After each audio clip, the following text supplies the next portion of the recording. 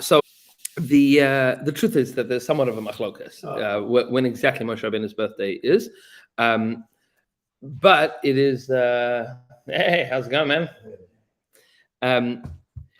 But to a very significant extent, it is because we know how old Moshe Rabbeinu was when he died, and we know when he died.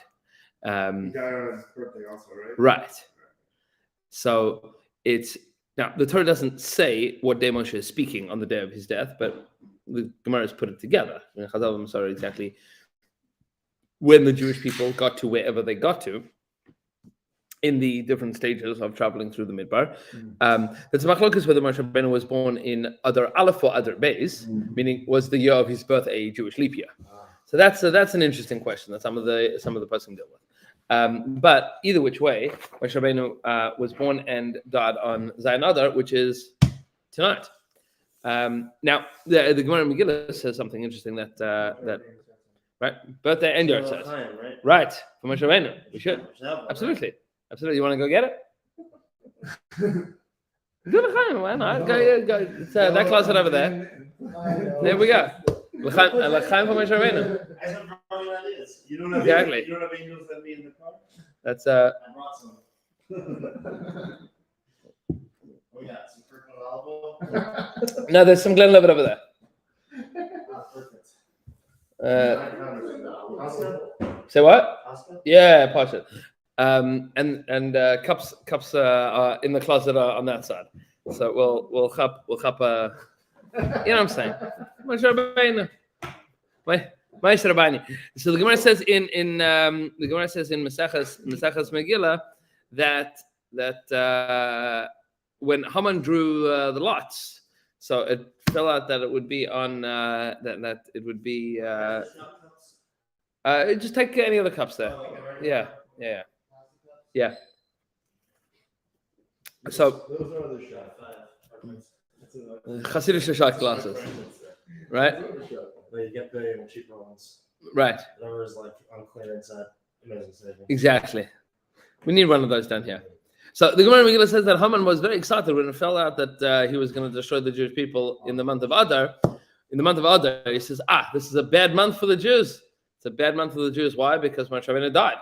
So the Gemara says, he died then, but Haman didn't know that Moshe Rabbeinu was also born then. So it's a good month for the Jews. This is the best month. You guys have any lawsuits, court right. cases? You do it during Adar. Right. So do your taxes in Adar every year. Do your taxes in Adar. What? Yeah. Okay. So tonight is Moshe Rabbeinu's yahrzeit tonight and tomorrow. There's a lot of interesting minhagim of Zayin Adar. Of course, the most famous minhag of Zayin Adar is Tainus and a suda for the Chaver Kedisha, because the Gemara tells us, or the pasuk says that Hakadosh Baruch Hu took care to bury Moshe Rabbeinu. It was the one day that the Chaver Kedisha had off. Chaver Kedisha that usually is involved in preparing the body and the burial site for burial took the day off. Is anyone from BRS West involved? Yeah. Yeah, we've got a few people that are around the Chaver Kedisha. So the Chaver Kedisha is in general somewhat of a secret society. People don't talk about it too much. But those that know, exactly.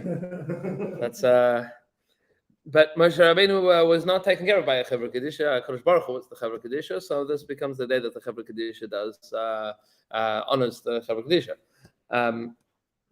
There's a lot more to speak about and to understand, but suffice it to say that especially as we are making our way through the Chodshei Geula, that's Adar and Nisan, at the months of redemption. So the fact that Moshe Rabbeinu is placed in this month is exceptionally important, and many of the Sfarim point out it often works out, almost always, in fact, that Moshe Rabbeinu's yahrzeit Zayin Adar is in the week of Parshas Tetzaveh, which is this week's parsha, which is the only parsha that Moshe Rabbeinu is not mentioned in. So the Archaim HaKadosh points out that when the Torah begins, Va'atat Tetzaveh es bnei Yisrael, you should command the Jewish people. That doesn't say V'daber Hashem Moshe Lemar, right? Hashem said to Moshe, "Zayin, go and tell the Jewish people to get the shemen, oil for the menorah." So the lashon of the pasuk is Va'atat Tetzaveh es bnei Yisrael. So the Archaim HaKadosh points out that the word Tetzaveh doesn't just mean command. It also means to accompany. So, like for example, after Shalom Aleichem, so there's a little paragraph that some people say, and some people sing, Ki malachav yitzavilach, nishmarcha b'chol derachacha. That the malachim yitzavilach will accompany you. The word to litzavos is to accompany, to escort. So the Racham says that Moshe Rabbeinu is told that tetzaves b'nei Yisrael, you will escort the Jewish people. You'll escort the Jewish people throughout history, and that's the legacy of Moshe Rabbeinu. That's the whole world is Moshe Rabbeinu. There's nothing that anything in the whole wide world would be if not for Moshe Rabbeinu. We were learning the Rabbanel 2 Shabbos ago why Matan Torah was given when it was given. Why did Hashem give the Torah when the Torah was given? Could have given the Torah to Adam. Could have given the Torah to Abraham. That's always been a big one for me. Right. So this was your main drasha? So this was that Rabbanel shir before davening. So the Rabbanel lists 10 malos that Moshe Rabbeinu had, meaning it had to be given to somebody of the caliber of Moshe Rabbeinu, and he was the first and only person that achieved all of these things. The first level that Moshe Rabbeinu achieved was to have totally conquered and no longer need any physical need. The Rabbanel says that Moshe Rabbeinu, after 40 days and 40 nights on the mountain, Moshe Rabbeinu got to a point where he existed in perpetuity in a physical sense, like the universe. Moshe Rabbeinu became as permanent as creation. Like stars don't need to be fed. So how do you explain the death? Because Hashem said, Moshe Rabbeinu, now you have to die. Hashem said so. So the Rabbi asks the question and answers. He says Moshe Rabbeinu didn't have to die. Hashem said you have to. So he died. The pasuk says, Moshe Eved Hashem, Al Pi Hashem. He died because Hashem said, now you have to die. But then, how do you explain the concept of him being punished? The star doesn't get punished. Amen. So exactly what the Chet of Moshe Rabbeinu was is beyond the scope of particularly now. Is it possible that Moshe Rabbeinu can still make mistakes? Yes. What exactly the mistake was? Unclear. That's not. It's not clear at all what exactly Moshe Rabbeinu's mistake was. Every single. What do you mean, the rock? What about the rock? So everybody says something different. Oh, You hit the rock instead of talking to it. Talk to the rock instead of hitting it. Yeah, there's 1,000 things. Either you didn't. You didn't speak nicely to the people. You didn't say the right thing to the people. Every one of the Rishonim, Achronim, Perushim, Ma'alchim, everybody and their cousin has something to say about it. Everybody's got a Ma'alach that. After 40 years in desert with a tribe, you would hit the rock too. Right. You probably would hit more things than that. But yeah. But Moshe Rabbeinu was Eved Hashem, meaning Kol Kulei. There's nothing in the way. By the way, it's not like he had an easy job. Moshe Rabbeinu had not an easy job. And yet, Moshe Eved Hashem. There is no such thing. There's no such thing as the world that we live in today with Moshe Rabbeinu. And Moshe Rabbeinu is Chai V'Kayim. He's alive and well in the hearts and minds and lives of every single Jew forever. Because kacha. I'll share with you just because it's good to mention. B'Nisan Nigal and B'Nisan Asin Nigal. The Gemara tells us we were redeemed. We were redeemed once upon a time in Nisan, and we will be redeemed once again in Nisan. The Arizal writes that Mashiach will be a Gilgul of Moshe Rabbeinu. Mashiach Tzidkenu will be Moshe Rabbeinu coming back. That's the Neshama of Moshe Rabbeinu is waiting to come back in the form of Mashiach. Meaning Moshe Rabbeinu took out the Jewish people from godless once upon a time. He'll do it again. And there is a writes that and Eliyahu Navi is from Aaron HaKohen. So Moshe and Aaron that took the Jewish people out once upon a time. We'll meet them all again. Okay. Of course, we are learning Hilchos Kashrus and Hilchos Pesach within Hilchos Kashrus, or Hilchos Kashrus within Hilchos Pesach. And Pesach is all Moshe Rabbeinu. So this is a particularly opportune time. But before we continue, L'chaim, Chaim Moshe Rabbeinu. Moshe Rabbeinu ben Amram HaLevi. Schus Yogan Alev Al Kol Yisrael that HaKadosh Baruch Hu should help us to find the piece of Moshe Rabbeinu within each and every one of us. I'll tell us that every Talmid Chacham is called Moshe. Every Talmid Chacham is called Moshe. You should know that through until the days of the Rishonim, the Tanaim and Amoraim never called their kids Moshe. Moshe was not like a given name; it was a title. Once you become a Talmid Chacham, you were called Moshe. L'chaim, we should find the Moshes within us. Baruch atah Adonai Eloheinu melech haolam she'akol nהיה b'dvarei. Okay, so let's talk about what chametz is, because this is important and has a lot of very, very, very important nafkaminas lahalacha. If you take a look at page number 3, in order to understand what matzah is, you need to understand what chametz is. In order to understand what chametz is, you need to know what matzah is. What is matzah and what is chametz? No? Leavened bread and unleavened bread. Okay, what's bread? Bread is flour, water, What kind of flour? wheat flour. That's it? Any of the Mixed. 5 grains. What are the 5 grains? Wheat, barley, oats, Yeah. spelt, And Right. rye. Warbs. Wheat, oats, rye, barley, spelt. Right? I know Those, all of those. right? I didn't say that right before. exactly. Exactly. The team effort. Buckwheat counts as wheat? I think so. wheat and barley. Yeah.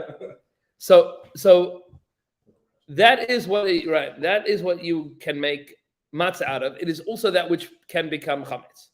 Right? Both of those things are the same People vibe. make matzah out of the other They do. Why? If They do. if they Gluten-free. Gluten-free, yeah. You need it to be gluten-free. But it's much more expensive and tastes a lot worse. one. How would it be more expensive? I think there's just You more. can get There's less less and more of wheat. a market for it. Right. I think No, wheat it flour tastes- is it's really really easiest tastes to make great. wheat If you flour. get like the one guy in his shop who makes it for 100 people, 1,000 people. Right. Oh, it tastes worse. For sure tastes worse and for sure costs more. Wheat is like it's the main bread. It's the market leader in bread. Right. Now, we should point out, wheat flour is not chametz. Right? Even if it was, I thought it's not shmura. No. Wheat flour is not common. Flour. The flour itself. Wheat flour. So You, if I how have do- wheat flour and it doesn't say so we're going to talk about this because this is one to understand. Right? It's one to understand in terms of Hilchos Pesach and Hilchos Kashrus in general, and also how industry operates. There's a lot of pieces to this. How do you make flour? You grind up. You separate the good part from the bad part. Wheat from chaff, right? And you grind up the good part. You grind it up and sift it until you have fine flour. So that's called flour. Good. In order to make matzah, you take that and you mix it with water, and then Fire, heat it. And you pop it in a fire. Cook it within 18 minutes. Right, within 18 minutes, bake it within 18 minutes. Cooking it is a problem. What's the difference between cooking and baking? Cooking is with oil. Cooking no. is water. Water, right? Well, a liquid medium, specifically water, Braising right? is what they bishul is. Ikar bishul is is in water, right? Dry. braising. Yeah. Yeah, meaning there are two ways of, for example, meat. There are 2 ways of cooking meat. You can either cook it in liquid or not in liquid. Wet cooking or dry cooking. Right, correct. There are certain things that are apply to only wet cooking, and certain that apply to only dry cooking. For example, korban Pesach has to be eaten Dry cooked. roasted, open flame. You're not allowed to cook it. And that's why I can't roast a brisket on. for the Correct. Seder. So our minhag is that we don't roast meat for Leil HaSeder because we don't want to confuse this for a korban Pesach, which was eaten roasted. And that's why you have to braise your brisket. Right. Can't roast it. By the way, Moshe's not doing lamb before Pesach, right? No, we don't eat lamb either. You don't make lamb on the Seder? No. Or, what about Pesach? Wait, it is a thing Ye- not to eat. Yes. You don't eat lamb on the Seder, you don't eat This lamb is like on a the Wait a minute, five- hold on. Right. I asked something This is else. like a but I just got 5-year another thing. piece. I meant something else, but you just said something that I was asking you if Moshe Seidenfeld is not selling lamb Yes. this time around. He's not typically. doesn't And sell wait, lamb. what do you mean we don't have So- lamb? Because I thought you were supposed to have lamb. Last year I specifically bought lamb for the Seder. You're not It's supposed the to. opposite. So for Oh, you should for have told anyone. Never Right. For the asked. past 5 years. No, so you have- Lawrence family does lamb, and I say, guys, I make you're roasted not- lamb They think I'm every crazy. year. Hold on, But no, you might also be crazy. But what about the shrimp? That's true. I mean, that's- Yes. So that's zecher. It's a zecher, right? Now you can eat it, but like the minhag is not to eat lamb at the seder. So it's not because Um, I'm cheap and I can't afford lamb. It's Even because if I'm the not lamb supposed to has- have Because you're lamb. American, What? lamb is more expensive than beef. Yeah, the minhag is not to have lamb and not to But have brisket roasted. You can roast if it has sauce. No. No, well, if it's cooked in liquid. You can't roast a brisket. I can't make my brisket on. So interesting. Even But if people it's spend with so much sauce? money on lamb. I have to cook it in the liquid. for. Well, no, they spend money on lamb for Rosh Hashanah. Braising it, that's okay. Braising is okay. You can't Okay, roast. so- You can't so dry why roast. you Like, not you can't supposed put, to you know, like a Because ribeye lamb's in was the oven it was carbon without pesach. with it uncovered. Without any If sauce. you cook it, You did a carbon Pesach and then lamb. Yeah, but now we don't have a base to make that, so we don't want to You can do that. do something that might be confused for a carbon pesach. That is the opposite of what- It's also the minhag. The minhag is that you don't say. Now, again, this is a chumrah. He knew I But- was right. The minhag is that you don't say this meat is for Pesach. You don't say this meat is for Pesach because maybe you're saying that this is being mekudesh for carbon So we pesach. said this right Yeah, here is the carbon Pesach. that's a shot. We'll get that. Can you roast fish? Fish, yes. Okay, so fish is very much not meat. Yeah, yes. Oh, you mean we're not supposed to roast? You can't have a any- roasted chicken. Not beef either. Yeah, we don't have anything roasted. Yeah, anything that's Dry considered cook inflation. everything. No, you don't dry cook anything. Wait, You can wet only cook it. That's what, if I put chicken in with some duck sauce and then throw that in the oven. You that's cover That's it. fine. You Yeah, cover it. You cover it. No, that's fine. It's in liquid. How much liquid does it need to have? Or In liquid. barbecue sauce in How there, much? it's fine. Halfway? I don't Why is know. the brisket without any liquid? Like grating? Is that enough liquid? No, Why not? because then it's What about coming the from liquid it. wine? Is that enough liquid? Maybe. We'll talk. Not sure. I'll look it up. What's the wine? I wanna know the wine. I'm not sure. We'll look it up. Yeah, I know. And then- Sometimes That's a also- great question. And like 2 years later, you come back with the And answer. now- We can look it up. Wait, but Okay, if I have this argument, I need to be able to explain why. So please, they have to Okay, explain fine. why. Zecher Korban. Give me a second. Let's. The korban is why the zecher is on the table, and we have to point to it and say this is the. Yeah, but you're not supposed to eat roasted So meat. why are because- we not supposed to? Because someone might get confused that you're having a Korban Pesach, and we're not supposed to. But how would they get confused if there's no bits of They might think there's a base of mikdash, and they might be too happy. So confusing. Okay. The Judaism? Nah. No, is there or is there not a Beis Hamikdash? I can't remember. the din is as follows, Did we destroy facts? gentlemen. Is this being recorded? Yes. Okay, great. There you go. Happily ever over at the Rabbi's YouTube. Don't mess it up. I listen to Why are you laughing so much? You're so funny. It's all the negative energy. Tough Einbov. Yeah. I love when they open other books, go on a tangent. There we go. You know, this is in Shulchan Aruch. Do rabbis ever get through their like source sheets? No. In a shear? Just, like, Source sheets. that's like a very high level The of source sheets- focus. source sheets are- Yeah, so what would you rather? We get through all the source sheets and there's no engagement. or we- Exactly. there's engagement. Exactly. This That's is real learning. This- We're Exactly. interested. We ask questions, we find answers. Baruch Hashem. Okay. You'll remember this 2 The more years from books now. open, the better. The Shulchan Aruch says like this. This is in Hilchos Pesach. Simataf Ayin Vav. Okay. Minhag achilas tzli b'leil Pesach, the custom of eating roasted food on Pesach night. Says the Shulchan Aruch Can I as say follows. something? Yeah, It's very impressive how quickly you found that. it's in the Shulchan Aruch. I know, but you just found it so quickly. So he says, Makom shenagu lechol tzli b'leilei Pesachim oichlin. Makom shenagu shlo lechol ein oichlin. Some communities had a custom to eat roasted food, and some communities had a custom not to eat roasted food. Gzeira shema yom basar pesachum, because maybe people are going to say, "Wow, you're eating Korban Pesach. How come you're eating Korban Pesach?" Meaning, what's the concern? Is that people were maybe, and this is true at some points in time, people were bringing Korban Pesach, Private.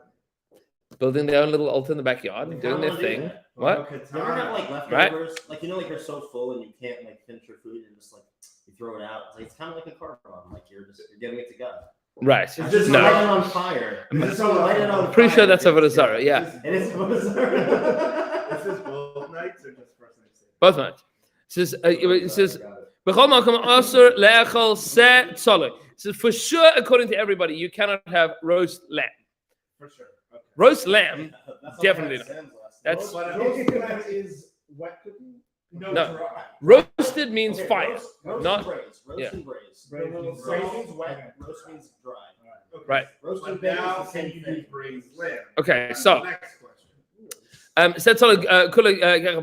certainly if you're having a whole roasted lamb, right, like that you don't do. Because then it looks like you're eating a korban outside of the Beis Hamikdash. But if it was cut up, meaning if you're not having a whole roasted lamb, but it was a cut up lamb, or if it was missing limbs, meaning you weren't eating the whole thing, or you sliced it up, it was still connected. The places that people have the minhag to eat like this, it's allowed. Says the Ramah. Says so. That's the Shulchan Aruch. Rav Yosef Kara says the Ramah. Don't eat and drink too much. Because otherwise you're not going to be able to eat afikomen. And then you're going to get wasted. Don't do any of that. That's an additional thing that the Ramah adds in here. But halacha beis is where things get into. This is where you were asking. It says afilu basar egel ba'of. What about a basar egel? That's what's egel? Cat. Right. Did you bring a korban pesach from an egel? No. Never brought a korban pesach from bovan, right? It was either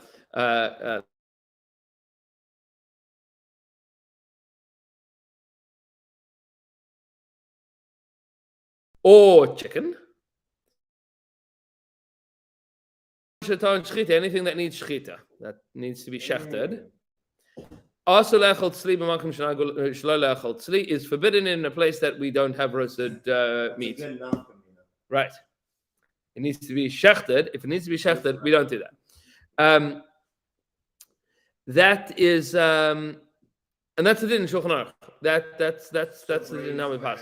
So anything that needs to be shechted then. Anything that needs to be shechted cannot be roasted. Roasted dry, but Right. braised lamb is Right, so then you can Because it might be confused with What? roasting a whole lamb. So two things. You can have braised lamb on the Seder. No, so the Shulchan Aruch doesn't talk about that din. The Achronim afterwards talk about that din, and people in general is the minhag in general is not. Okay, so then based on the wording that you just went Yeah. through, it talked about if it's in pieces or if it's sort of indistinguishable. So Maybe. says the But Shulchan if Aruch. it's No, a whole lamb, people can see. Oh, it's a so the whole Shulchan lamb. Aruch says Korban there's Pesach. there's no community that allows you to have a whole roasted lamb on Leila Seder. None of us have all. I mean, most. Nobody does. most- Correct. We're gonna have maybe Our a custom- rib or something. No, today nobody has roasted meat in general, and to the best of my knowledge, the communities don't have lamb on Leila Seder. We're so Mostly. careful not to have roasted lamb that we don't have anything roasted and we don't have anything lamb. Now, with regards to lamb itself, I'm gonna look this up for you here.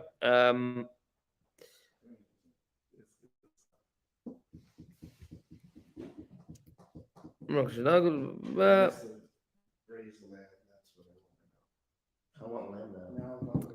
Now you're hungry. Okay, good. I'm glad that I could help with that. For Suda. Suda, I'll be here. Perm Suda. Oh. When else do we have a Suda? On Yom Tov? I thought you said Seder, sorry. we literally have lamb every single day. And That makes some lamb. Call in some veal. Mixture of food.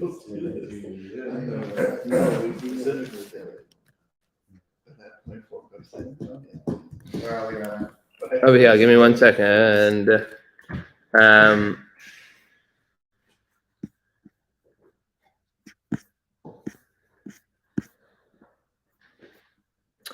I'm going to look up the minhagim with regards to lamb and Leila Seder in particular. Okay, fine. So we got into this because we were discussing the difference between cooking and baking, right? Cooking and baking. Baking and roasting is the same thing, Yes. right? Dry heat in an enclosed space. Right.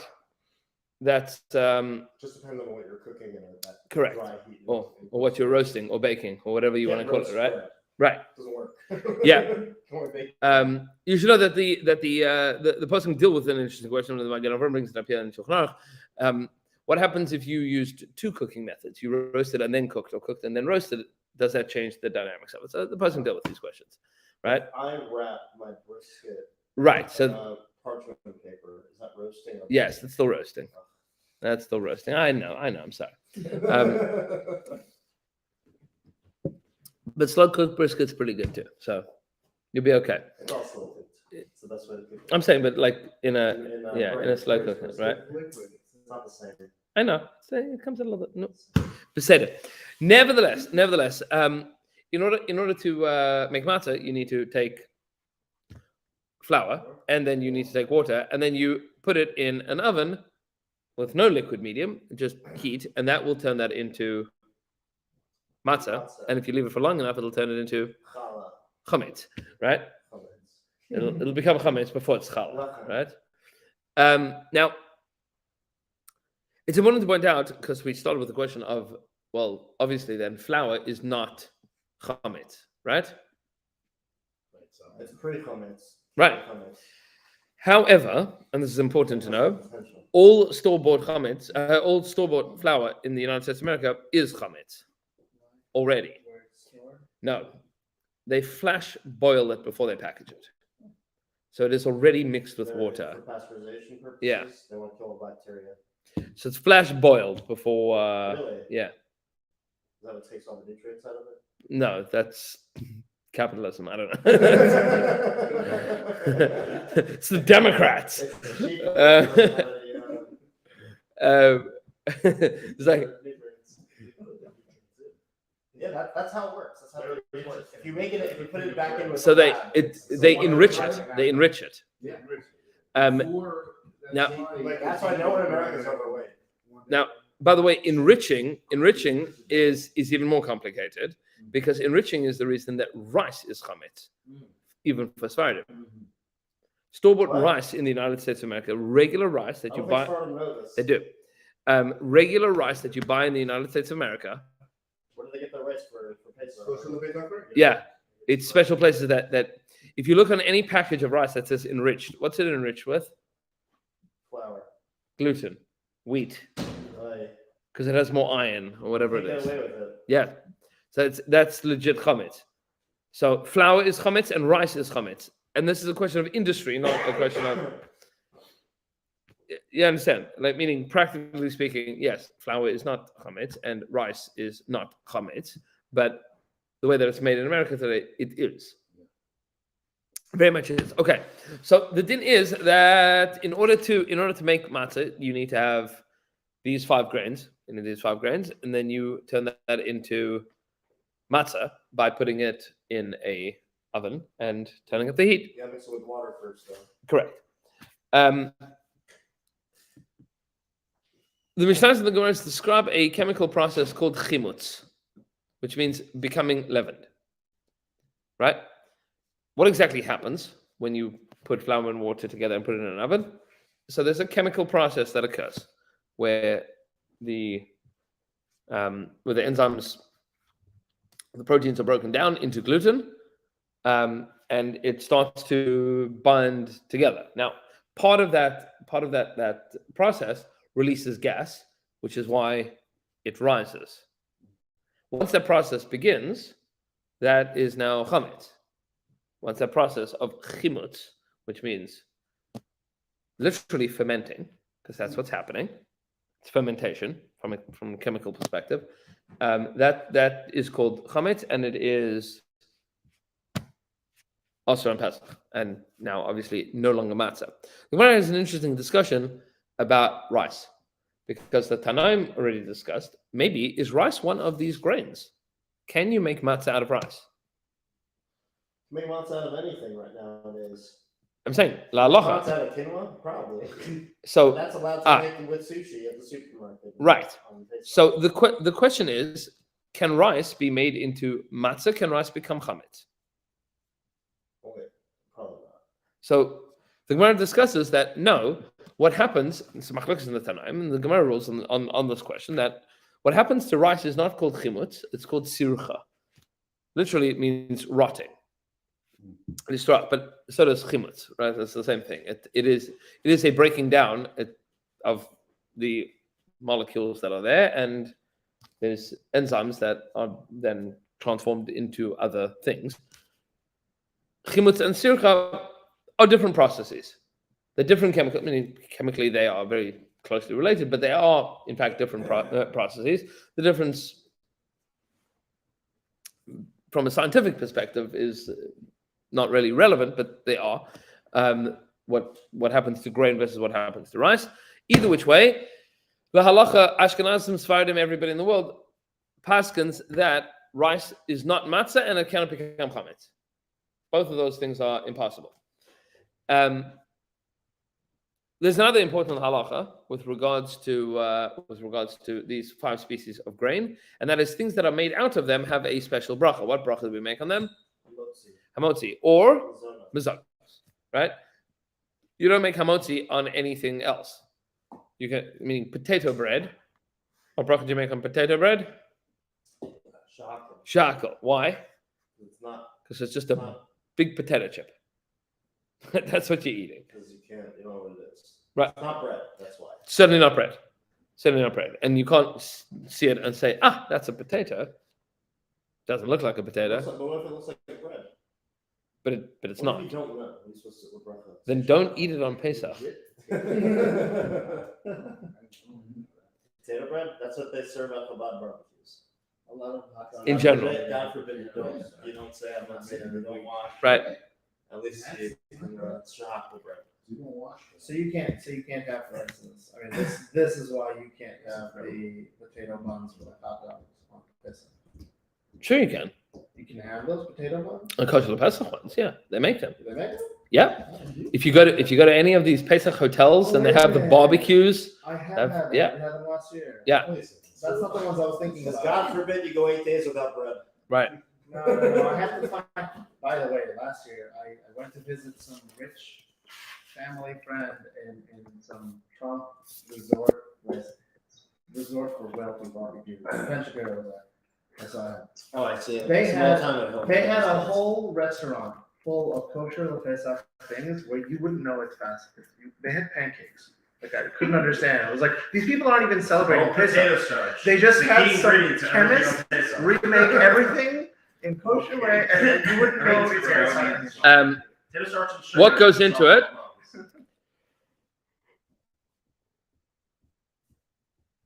12 medium potatoes peeled and sliced, 4 whole eggs, 2 egg yolks, hold the whites, salt and pepper, onion powder, garlic powder, half a cup of matzah meal if you want to add that, and 2 tablespoons of margarine.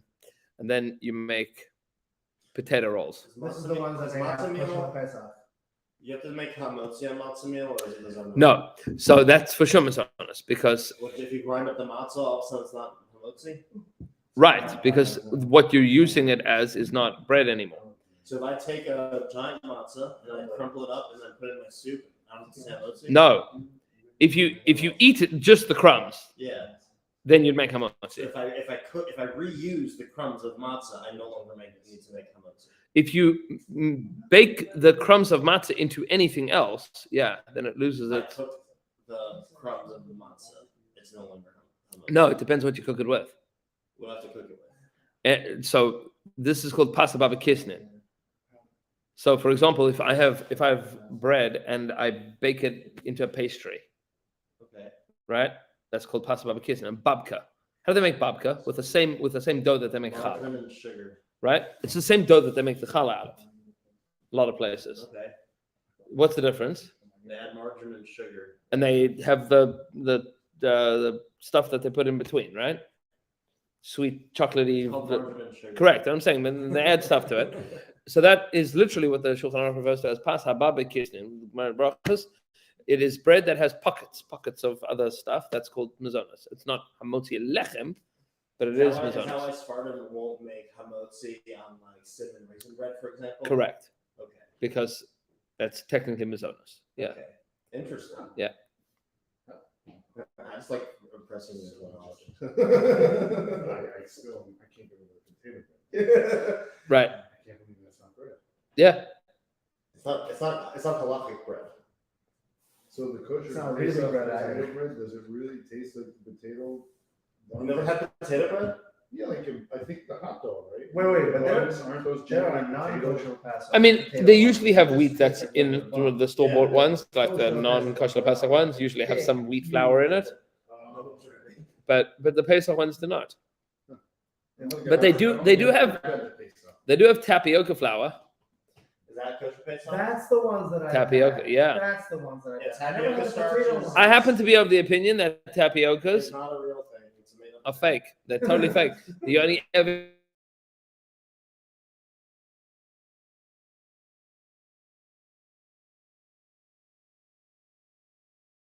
In the wild. you've never seen a tapioca.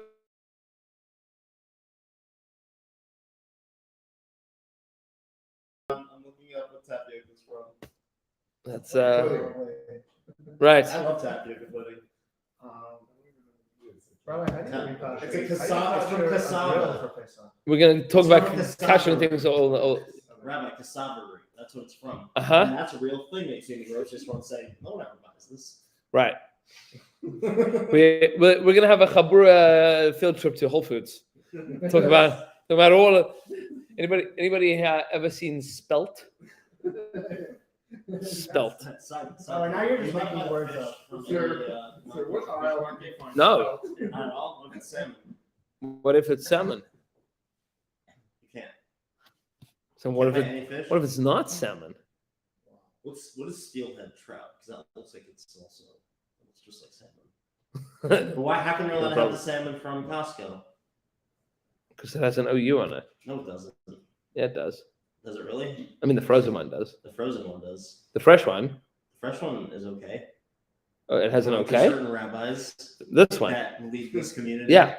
We'll talk about all of it. We'll get there. We'll talk about all the particulars Why soon. is that okay? But I can't go to Whole Foods and get salmon. You probably can. Okay. See, there we go. We're getting some truth here. Why Yeah. can't I get the tuna? What if that leave the skin on the tuna? If they leave the skin on, then you're okay too. So you gotta tell the butchers at these places to leave the skin on. Not a butcher. If it's a butcher, you have another. Yeah, fish guy. Fishery. Right. Fisher. We have another problem. Right. If you're getting fish from a butcher, you got issues. That's It tastes like chicken. God bless. Chicken of the sea. Yeah. That's Hashem Yishmer. Okay. The you make hamotzi and you make mazonas on the 5 species of grain. You can make matzah and you can make chametz out of these things. However, the Torah doesn't just prohibit chametz. The Torah prohibits chametz and se'or. What's se'or? Yeast. Right. We said this. last Right. time. So let's define what these things are. Yeshnam shnei No, sugei you chametz. said yeast isn't chametz. Correct. Well, I mean, it's kind of. And this is what we're going to define right now. Okay. Yeshnei sugei chametz. There are 2 kinds of the fermentation referred to as chametz. There's chametz and se'or, right? Leavened bread and yeast. V'shneim nasim al yidei eruv mayim v'kemach, and both of them are made by mixing water with flour. Hachametz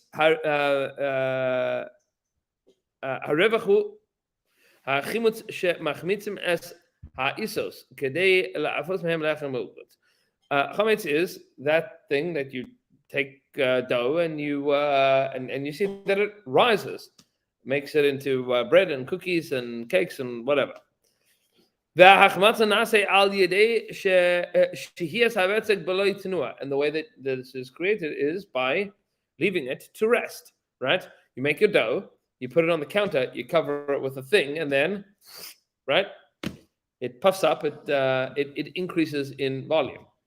And that is because there is a chemical process that is occurring that is releasing gas, and that is making it puff up. But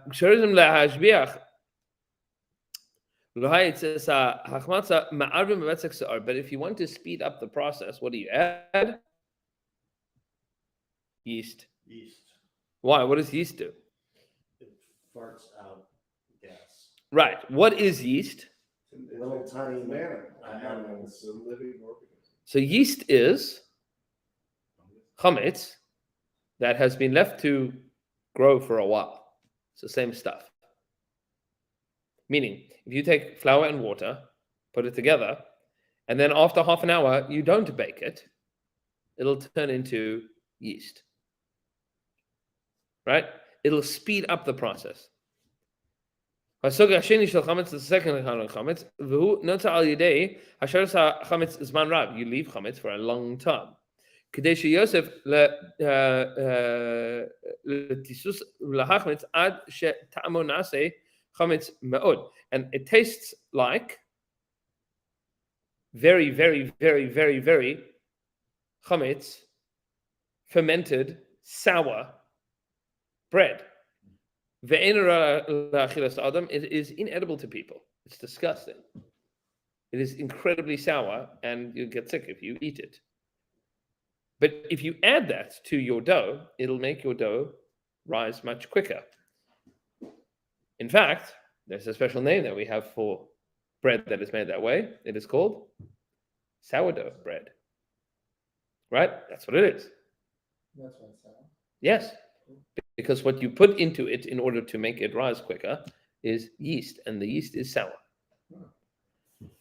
תפקידו של השעור לזרז להשביח את תהליך ההחמצה של סוגי הבצק השונים לצורך לחמים ועוגות. In order to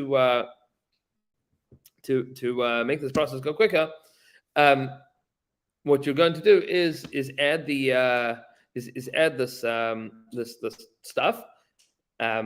And then it's going to rise much faster. Klamar chametz no'ad la'achila, which will turn it into something that you can eat.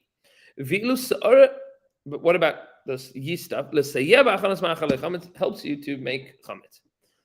The Torah forbade both of these things, and they are equally asur. Whether you have chametz or sa'ar, yeast or bread, both of those things are asur on Pesach. Now, there's a video that I want to show you. Let's see if I can find this here.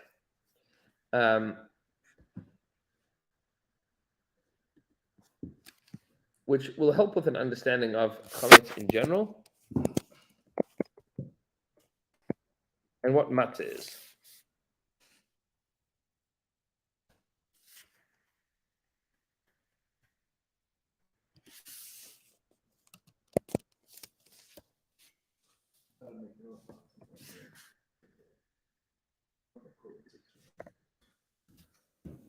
Do it again. You guys buy the small?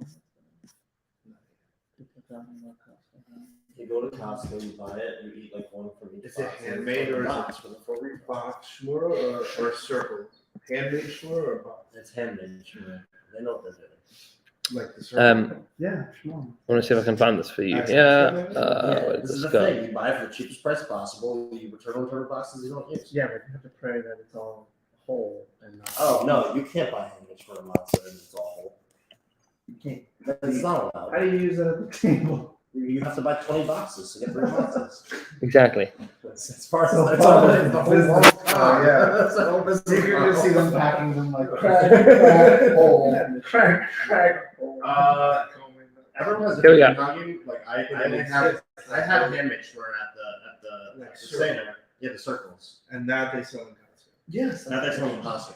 The rest of the year, I mean the rest of the holiday, people all have different things. Oh, So people did you only know have handmade they're shmur, selling the whole shawarma in thing. Say what? Did you know that they're selling shawarma? Yeah, sure. Every year.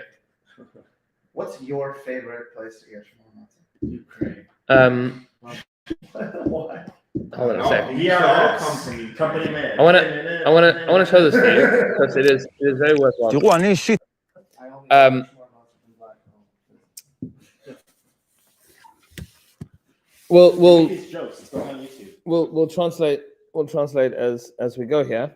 This is fascinating on many levels, and this will help you understand this whole thing. Yeah, and I'm sharing the video, so I people don't that think that. מת על הטעם של המצות, אבל צריך להגיד את האמת, אין סיכוי שבני ישראל במדבר אכלו את הדיקטים האלה. I love the taste of matzah, but there's no ways that that's what the Jewish people ate. That's They so have waffles. Right. Like the So- Syrians. let's understand. המצות שהם אכלו היו בלי תנור, בלי סאג' ובלי טבון. ככה, ישר מהאדמה. The way that they made matzah didn't involve any utensils. They baked it on the ground. In the sand? You'll see. בואו נראה.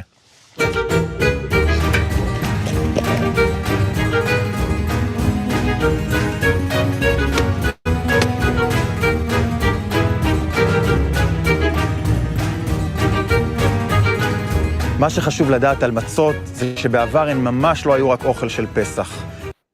What you need to know about matzah is that it wasn't just a Pesach food. Meaning, people ate matzah all the time. But the context is important, yeah? And we'll help you understand what matzah has to do with Pesach. כל התנ"ך מלא באנשים שאכלו מצות לא רק בחג החירות. לוט הכין מצות לשליחים שהגיעו אליו בלי שום התראה מוקדמת, גדעון השופט הכין מצות למלאך שביקר אותו בהפתעה, וגם בעלת האוב בן דור מיהרה ובישלה לשאול התשוש ארוחה זריזה. She's given 3 examples in Tanakh where people are making matzah has nothing to do with Pesach. Meaning, matzah was a food that people ate. Why, when, how? מה משותף לכל אלו?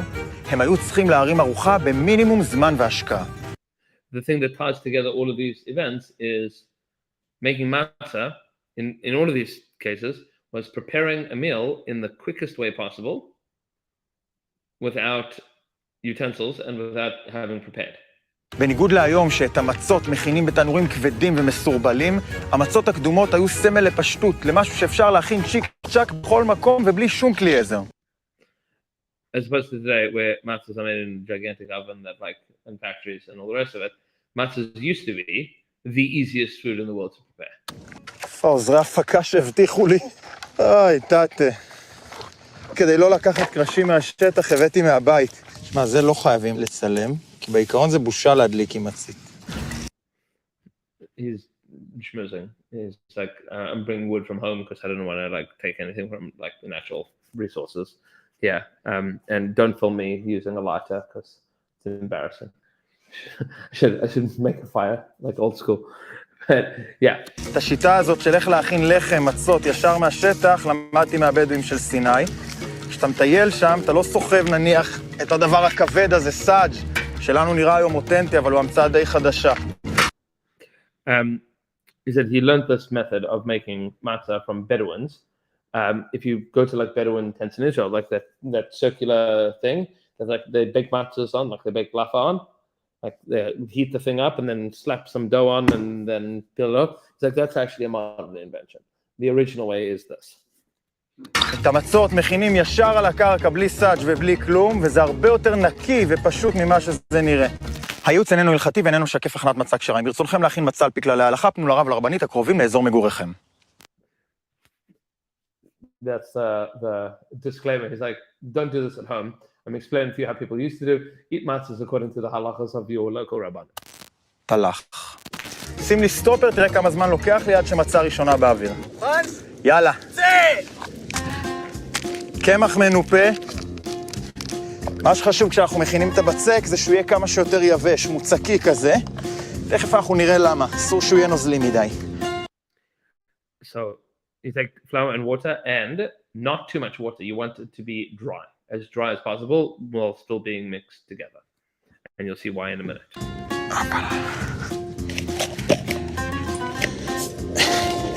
אלון, בוא תעזור לי. תרדד אותו שיהיה כמה שיותר דק. מה, פיתה עגול כזה? פיתה עגול. אבל אסור פיתות בפסח. מה? אז תראה. בפסוק שכתוב, כתוב, ויעפו עוגות מצות. She says, take a bowl and make it into like a pita shape. It's like, but you can't eat pitas on Pesach. It's like, right.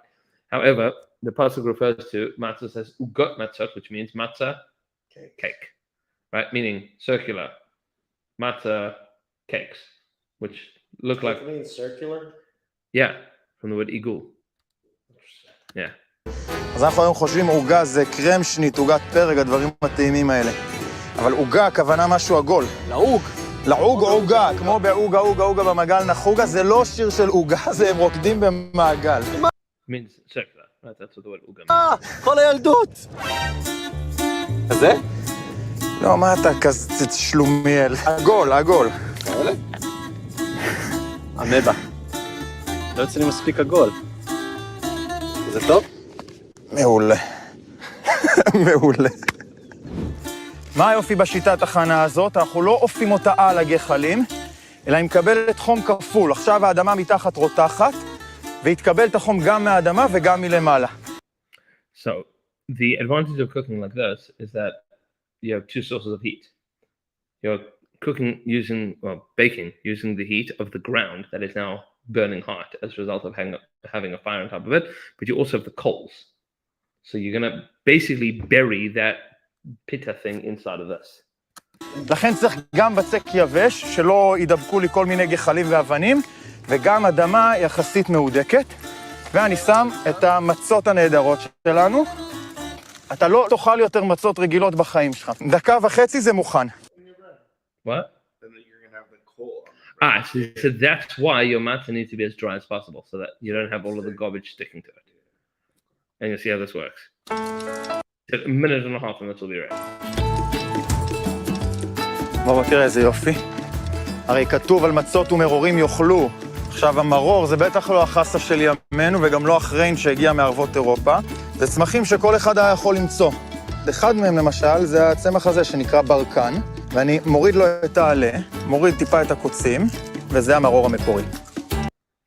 That's maror, meaning local bitter herbs that you would be able to find in that area, that you would be able to eat together with your matzah.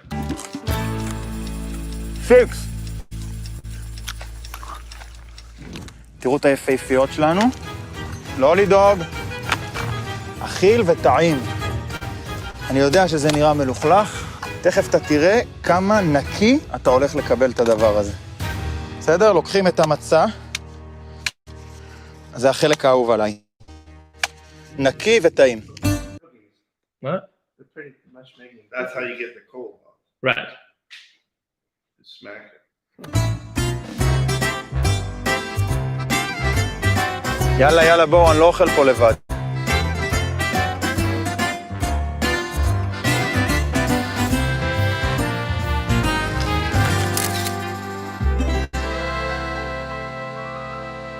כשאני הולך לטייל לכמה ימים במדבר עם תיק כבד על הגב, זה מה שאני לוקח איתי, מים וקמח. זה This is when I go hiking, that's what I take. I take water and I take flour, and then anywhere you go, you make a fire, you can make bread. הכל. בכל ערב אני מכין את המצות האלה ליום הבא. ככה גם לא סוחבים תיק מלא בלחם, וגם יש לך לחם או מצה טריה כל בוקר. אבל יש פה רובד נוסף, הרובד של חופש מול שעבוד.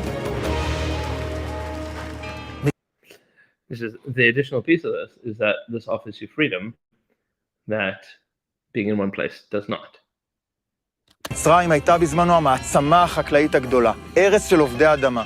עם ישראל לעומתם היו עם של רועי צאן, של נוודים באופן יחסי. שני עולמות הפוכים לגמרי. תחשבו על זה רגע. להיות חקלאי. נטוע במקום אחד וקשור לפיסת אדמה אחת שמספקת לו את כל צרכיו. So this we spoke about last year, 2 years ago, Shabbos HaGadol, that what the Exodus from Egypt symbolized was the return from being agriculturalists to being nomadic shepherds. In order to eat bread, you need to be in one place, because it requires farming and it requires equipment, and it ties you to a location. This allows you to be nomadic. You can eat wherever you are. Matzah is food that you can eat and prepare wherever you might be. You need flour, but you can buy that. In order to make bread, you need an oven. In order to make bread, you need yeast. In order to make yeast, you need time in one space. You can't carry yeast on your back. Of course you can. Put it in the mason jar. Right. But That's exactly what they what I have. want to know is if they had matzah all the time, then what's Buy some special bread, about put it in Pesach? the book. So we'll discuss in one second. לעומת זאת, להיות רועה צאן זה אדם שנע ונד בעקבות ההזדמנויות לאוכל ומים שהם מחכים לו במקומות שונים. אין לכם בעיה לתת דוח בדיון, אלון? אין בעיה. אפרופו נוודים, אתה מבין שאיפה שהיא מסיימת את היום, שם הבית שלה. Wild animals, wherever they go, that's where their home is. The same thing's true about shepherds. Nomadic shepherds, wherever your flock is, that's where you camp. העולמות האלה של רועי הצאן והחקלאים הרבה פעמים גם התנגשו. תדמיין עכשיו נניח איזה שנת בצורת, ורועי הצאן עולים עם העדרים על היבול, ויכולים תוך יומיים להשמיד יבול של שנה שלמה. לכן תמיד לאורך התרבות היה מתח גדול בין שתי הקבוצות האלה. יותר מזה, הלחם היה הסמל של מצרים בעת העתיקה, ממש מקור הגאווה שלה. There was always an existential tension in the ancient world between farmers and shepherds. Farmers that worked the land and produced crops, and shepherds that didn't live in a world of land ownership. They walked through places with cattle and sheep, and they destroyed things, and then they left. And so people didn't like that. Meaning, shepherds didn't like agriculturalists because they took over land, and agriculturalists didn't like shepherds because they came and left. In Egypt was a country of bread. And you see that, yeah? And you see that in, I don't think he's going to get into it, but you see this, we discussed this a year or two ago, in all the stories of Bereshis, we're discussing Egypt and bread and sheep. You see that the Egyptians hate sheep. Those are farmers mostly. Right, they hate sheep. Sheep is the anti-Egypt. Didn't they also have? I thought it was the idea of Korban Pesach was that it was also a deity. It was a deity, but so the Rambam writes that it's because of Aries, meaning they worshipped the constellation of sheep, but didn't touch the actual animal. It's like Indian people and cows. Yeah. They wouldn't have cows all around the place because they're like gods, Right. so just let them roam free. Right. So, not interested. And they hated people that ate sheep, right? Meaning that used and ate sheep that wasn't their thing. Shepherding was the antithesis of agriculturalism. The Rambam writes, and the Malbim discusses this in the very beginning of human existence, that the very first machlokas between any two people was between a farmer and a shepherd. It's Cain and Hevel. This is an age-old machlokas between shepherding and farming. Is that to say that one is intrinsically flawed? And No. one is... No, not necessarily, because the Jewish people eventually are supposed to become settled down in the land of Israel and become agriculturalists. Pesach is the annual return to our nomadic roots. Is it a bit of a two-sided Yes, coin? yes, very much so. That's why the whole of Pesach has the duality of symbology. Well, yeah, you eat matzah, which is the quickest food, but you have seder, which is meticulous and long drawn out. Right. So that that's an opposition right there. And eating lamb roasted is a sign of royalty, as opposed to cooked, which is for poor people. Right? Because when you roast something, it shrinks. Right. If you want to make sure that you have more, you cook it. Mhm. I was thinking because we were talking about the Egyptians not eating. Yeah. So all of these pieces are true. Shitty the land. Yes. In the days of the Beis Hamikdash, that's exactly what we do.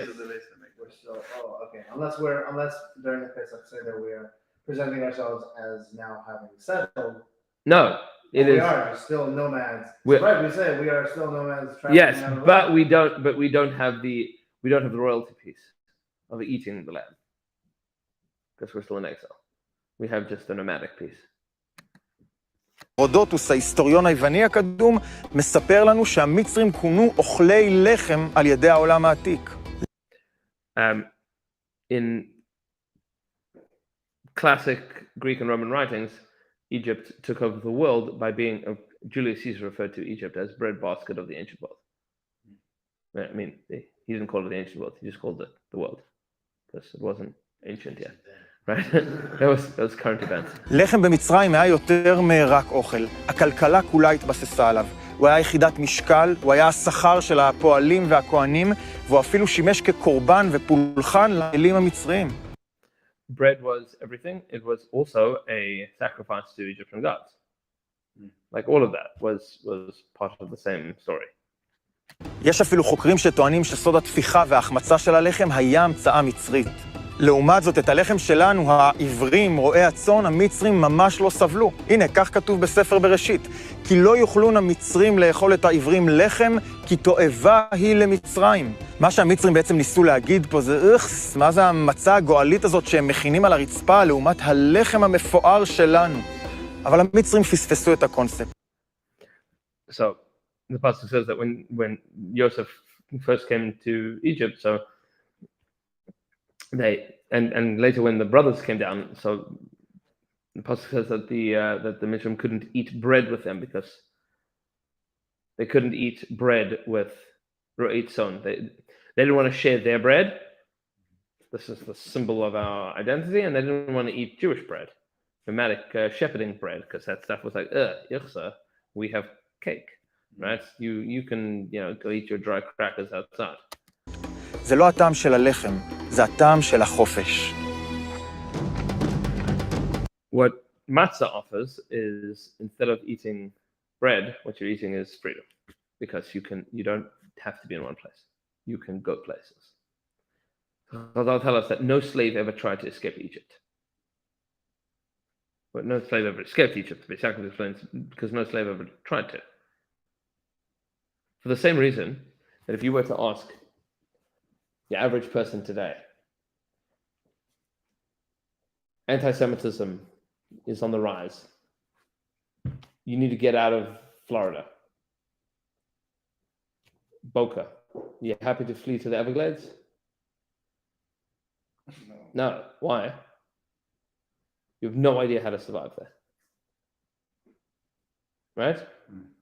We're not equipped for that. Mm-hmm. Jews in Egypt were urbanized. They were slaves, but they were urbanized. They couldn't leave. They didn't know how to. They didn't know how to survive without Egyptian luxury.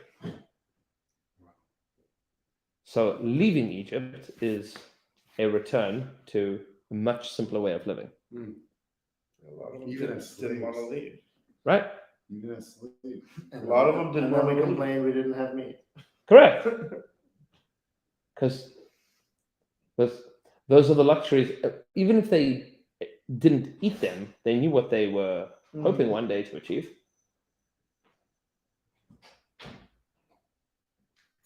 Right? I mean, you ask somebody that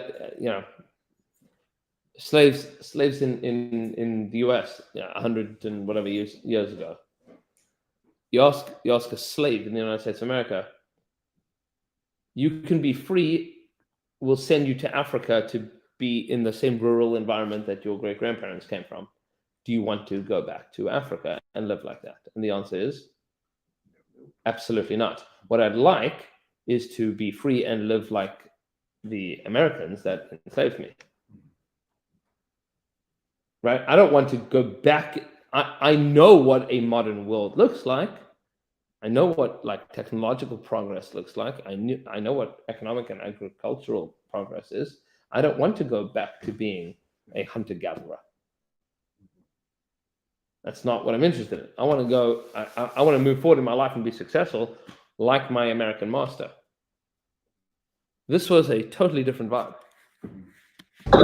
הלחם היה האוכל של מי שמשועבד לאדמה שלו ולבית שלו ולקניינים שלו, ולעומת זאת את המצה, כמו שראינו, אפשר להכין בפשטות רבה בכל מקום.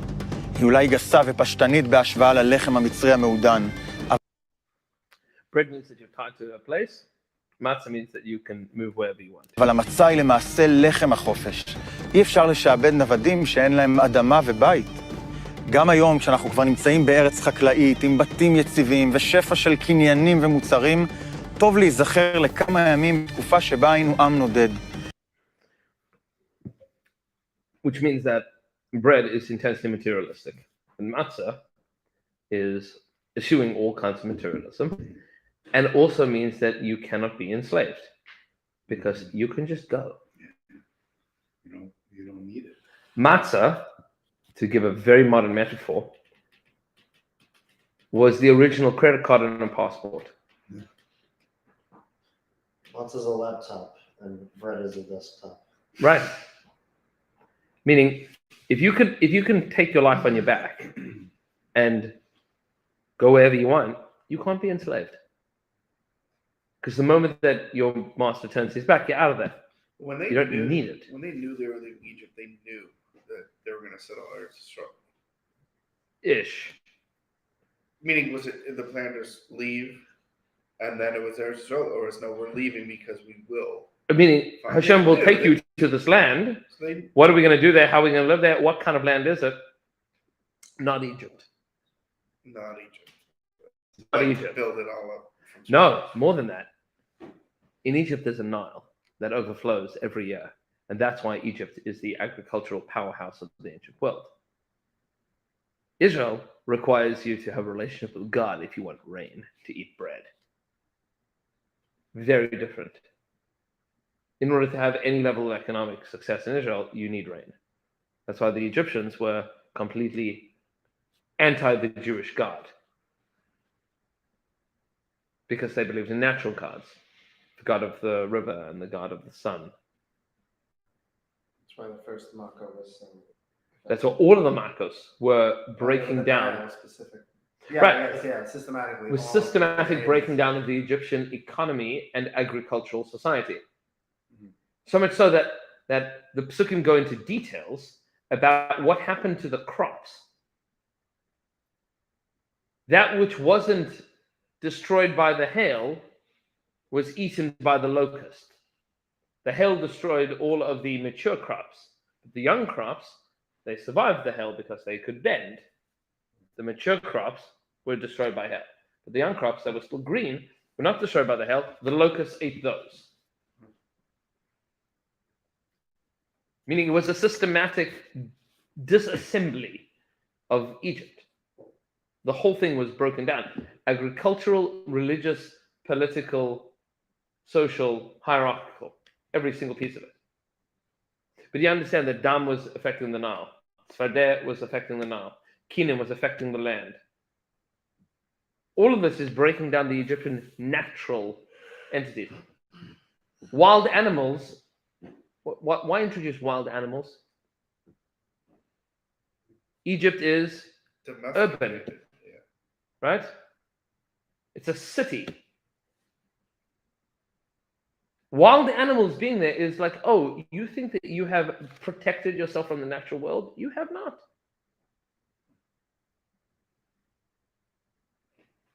You think that you're in control of all of your animals? They're all going to die. Never. You think that you are in control of your own bodies? No, you're not. Shchin, boils. Hail, locusts. The plagues broke down Egypt totally. Let's finish this up. להיזכר שלפעמים מיני... Sorry, I was going to ask. So you could technically, if you had these skills, you could make this. You could make it on Pesach. Right. Meaning, again, you need to understand the Not halakha like very, a very Washington. clearly. You need some level of expertise in order to be able to do this. But yes, in theory, yes. I mean, a certain level of expertise, the same expertise that you would in Boy Scouts starting a fire. Like if you. No, meaning making sure that it doesn't turn into chametz. But yes, in theory, this is okay. Pesach. Right. Meaning you need to make sure that this doesn't become chametz. I'll ask you after this is done what you have to do if you're not. So practically, you're not going to do this for Pesach. But it's a good thing to learn. You never know when I have to run to the Everglades. Right? Exactly. I have to make It seems my own. simple enough, honestly. Yeah. You have wood, flour, and water, Right. Water and a bowl. Okay. You're good. That's all Right. I need. Oh, we need something to take it out. So I we mean, need this is to- like a Stick. Swiss Army Stick. knife. It's like grab a Swiss Army knife, Stick. Flat stick. flour, water, run to the Everglades. Okay, we're eating matzo for next year. Right. Where are my tongues? Right. מינימליזם ופשטות הם המתכון הטוב ביותר לחופש. כמו שאמרו פעם החלוצים, לא היה לנו כלום ולא היה חסר לנו שום דבר. So this is matzah is the original symbol of simple living and minimalism. You didn't need anything else. And then he quotes from early Israeli pioneers who said, "We didn't have anything and we lacked nothing." Like that was the original vibe. חג שמח. So that is the that So what if they always have matzo with special product? Is it the symbolism? so matzah was both symbolic and intensely practical. the idea of matzah was again intentionally symbolic. But if they had it, It's not to clutter in your life. but if they had it all the time, It Yes. wasn't special for them. then it wasn't special. It's So not the time of the year, right? you say this in Manishtana every single year. Shebachol haleilos anu ochlim chametz and matzah. Halayla hazeh matzah. No chametz. Right? That's the difference. It's to remember. So it is to remember all of these things, but it's also supposed to take you back to that place. So you shouldn't have matzah year round. Let's say someone No, of loves course you- matzah. But Of course, you can eat matzah year round. The only day that you don't eat matzah is Erev Pesach. I thought we also have like 30 days. So the minhagim are to increase that. Yeah. Classic minhag. We can't do it for the small amount of something. Okay, we can't do it for a large amount. Yes. So I feel like a lot of it has to do with it's this time of the year where we have to let go of this and re-embrace this concept. Yes. It's the same thing as like Rosh Hashanah. Yes. Like we let go of this and we re-embrace this. We remind ourselves like this is part of life. Meaning, Just clean up, throw everything out, stop doing this for 8 days, quick refresh, like reset of your life. Like you're more free than you are. Stop being so connected to all this stuff yeah. because you become a slave to it. Yes. Disconnect. Go anywhere. Because we are creatures of habit, and we get very used to and adapt to our circumstances instantaneously. so it's not supposed to be a materialistic holiday, which is what it It's absolutely anti-materialistic. So It's it anti-materialistic. is Go somewhere else. it is both things simultaneously. It is dropping materialism and embracing royalty, and those two things are separate. Dropping materialism and embracing royalty. Yes. Explain embracing That sounds royalty. kind of. Antithetical, yes. Well, that's the 4 cups But what- of wine. I don't get that. Define We do both. royalty and define how we embrace royalty on Pesach. So we embrace royalty on You leave when you eat. we embrace royalty on Pesach by drinking wine, by reclining at the table, by wearing our finest clothes and using our finest dishes. We do that every Shabbos. Yes, but la halacha, you are obligated to do so for Pesach. Okay. Meaning, b'nei chorin means you're supposed to show yourself as being free, as we finally made it. We have made it to where we're supposed to be, but we also, but meaning in the days of the Beis Hamikdash, it was Right. we've made it, but we don't forget all the lessons that we've learned along the way, and we are still ready to go wherever Hashem wants. That's the point. That if Hashem says go here, we're off. We're ready to go. We'll pack our bags. We'll drop everything. We're off. That's the idea, BRS is right? BRS West East. right. BRS That's it. Okay, Chavra. We'll see you next time.